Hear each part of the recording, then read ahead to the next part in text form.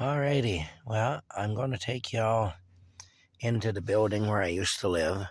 When I'm in there, I'm not going to speak really because I don't want to draw attention. Again, I'm always really on edge when I'm in Perth, and the people here, like I say, they'll call the cops on you and all kinds of stuff. So anyway, I'm going to go in. I'm going to take you for a walk up through the building. And at the back of the building, we'll go out of the building down a winding staircase.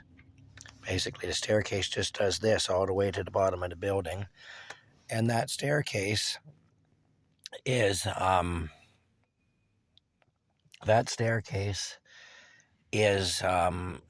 staircase was built by my grandpa Fournier back in the 1930s. In fact, from what he told me about it, it was a pain in the arse to build because there were so many angles. Every step had to be cut just a little bit differently to make it work. So he said it was a real pain to build anyway. But he built that, so I'm going to take you in to see that. When I used to take Rocky for walks around the building, sometimes I used to let him go play in the hallway a little bit. I'd always be watching him.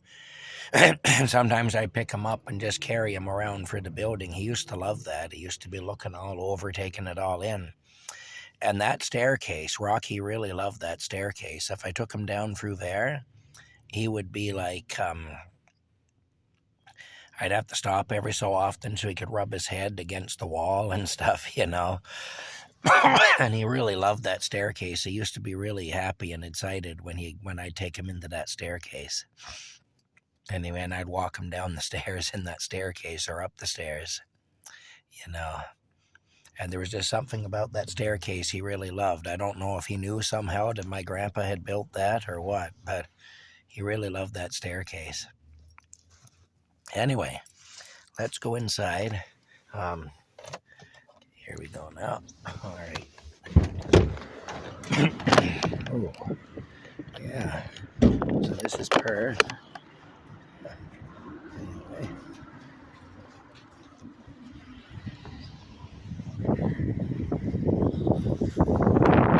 Oh, good.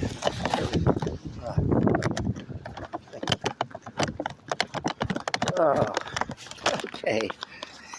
There we go. My goodness. All right. Okay. Well, this gives me a good chance to get a good shot at the middle of the building anyway. Oh. All right, here we go now. Toss this in here.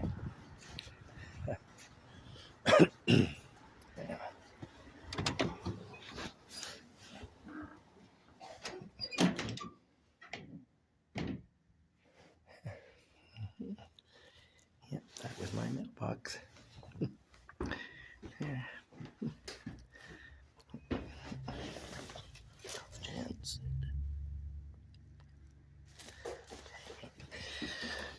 Oh. Okay, let me go upstairs here.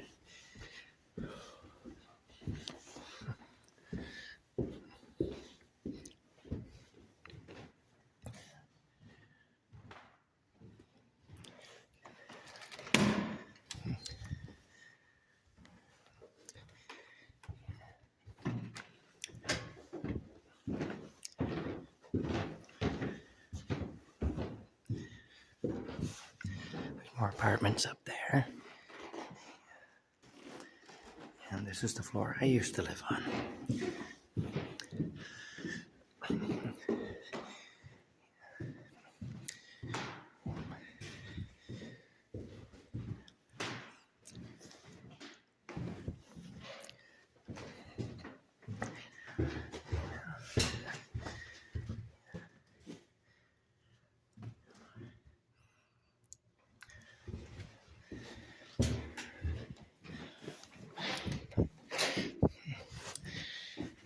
This is the staircase my grandpa built in the 1930s.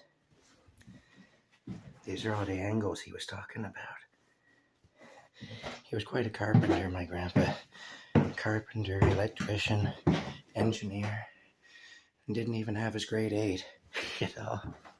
Remarkable man, really. Anyway, you can see how it goes around. Rocky used to love to rub his head on this. As we went up, I had to stop every so often and let him rub his head on there. Anyway, let's keep going down. This is the second floor where we just were. Open the door so you can see.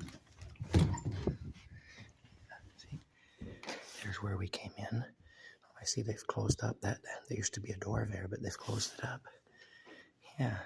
All right, that's all one apartment, but I used to have another door there. Okay. Yeah, let's go down.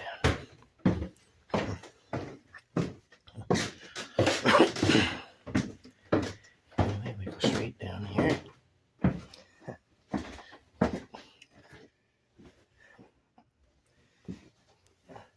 We go. Yep, my grandpa built all of this. He did. Okay, let's go out. All right. And there's the fire escape. I'll tell you a story about that. Not long after I moved here, I moved into this building in 1988, in September of 88. This fire escape, this bottom part here, used to be up. See, it's hinged up there. It used to be up, and up there you can see there's an arm with a pulley. That pulley there, it had, the fire escape here was connected to the pulley. It was up like this, okay? And then it went around, a cable went around the pulley from the fire escape, and it came down, and there were about 5 big, heavy pieces of steel building girder hanging from the other end of the pulley to counterweight it. So every time you stepped on this, it would come down, and then when you stepped off the last step, it would just float back up again. Now, the building girders were spinning, constantly spinning, and the cable had fatigued and it had started to break. It was only hanging on by a few strands, and I noticed this. And so I went to our landlord, the fella that I talk about sometimes in my videos. I went to the landlord, and I mentioned it to him. I said, you know, that cable there is frayed. It's only hanging on by a few strands, and at some point, you know, that's going to come crashing down, and if anybody's underneath it, they're going to be seriously hurt or killed. Anyway, he cussed me out. He told me to mind my own effing business and F off and all the rest of it. And so I never said any more about it. Anyway, a few months later, they were doing work on the concrete here. There was a crew here doing work. And of course, those girders were up there hanging over their heads. Well, they came crashing down, and they hit one of the workmen. And they didn't kill him, but they crippled him for life. So, there you go. Anyway, it's too bad. But that's what happened anyway. But anyway, my apartment was on the top floor. These windows here, right over to there. That was all mine. And then... Okay, I'll see if I can give you a better idea here. That was all mine, almost to the front of the building. Just the last 2 windows at the front of the building weren't mine. Went around like that, and right there, that was all mine, right to the fire escape door. So I had all that space. I did. And when I moved in here, I paid $260 a month in 1988. Anyway, yeah. But that's it. That's the story anyway. I just wanted to share with you guys. This is the place where I lived for 28 years, from 88 to 2016. When I was a kid, the door to the bank used to be here. They moved it down over there a few years later, in the early 80s they did that. But the door to the bank used to be here, and actually the bank was only this part of the building here.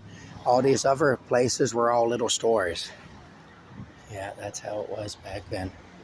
Anyway, that's it for now.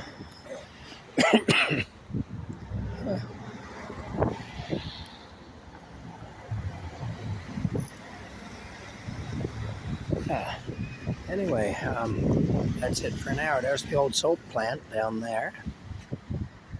Yeah. Town hall is there with the clock. My aunt who liked to drink, and who liked to call everybody and tell them off when she was drinking, I'm just looking at the back of this truck to see if I can figure out some reason why that guy was looking at it like he was. I don't know. I think he thought I did something. But anyway, my aunt who liked to drink and to call everybody up and rip a strip off them. She, my goodness, oh, it's a funny story. She used to often be arrested for a public intoxication. And years ago, well, up until about the mid-90s, I guess, or late 90s, the police station used to be in the town hall. And they'd arrest her, and they would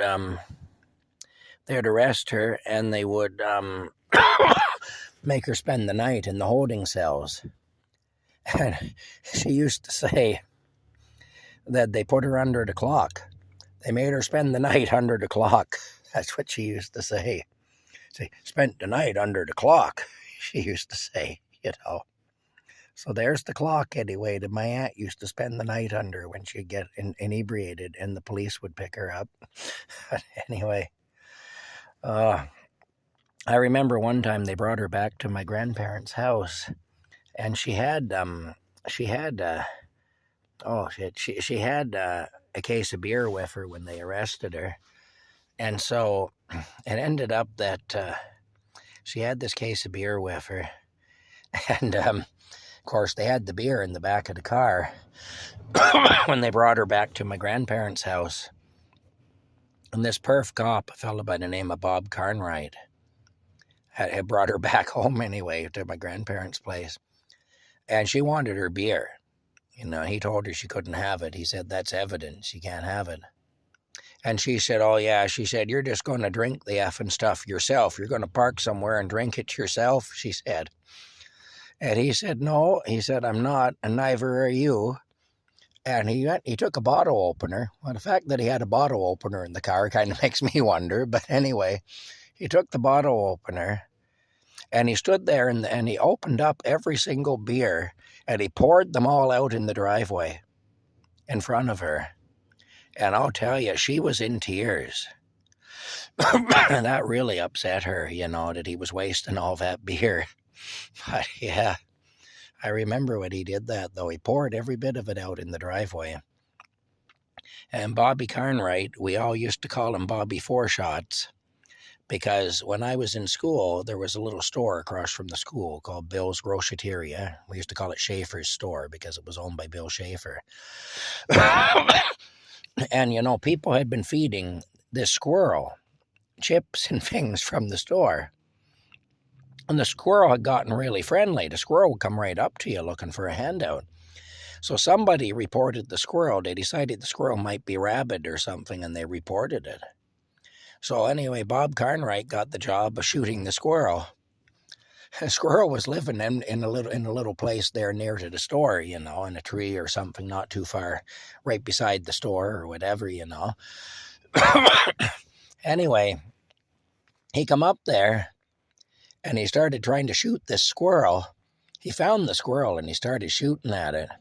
And the squirrel was just running everywhere, and Bob Carnwright was shooting at the squirrel. Shot at the squirrel 4 times, and the squirrel got away each time anyway. And they locked us all in the school because they didn't want us out around where there were gunshots being fired. And anyway, he shot at the squirrel 4 times, and he missed all 4 times. So he earned the nickname Bobby Four Shots because of that, because he shot at the thing 4 times and missed. Anyway, that's just another little funny story. I'm going to get pack this up now and get out of town. I think it's best I do that, really. I managed to go this far and not get into any serious trouble, so I don't want to push my luck. Anyway, we'll see you all another time. Bye for now.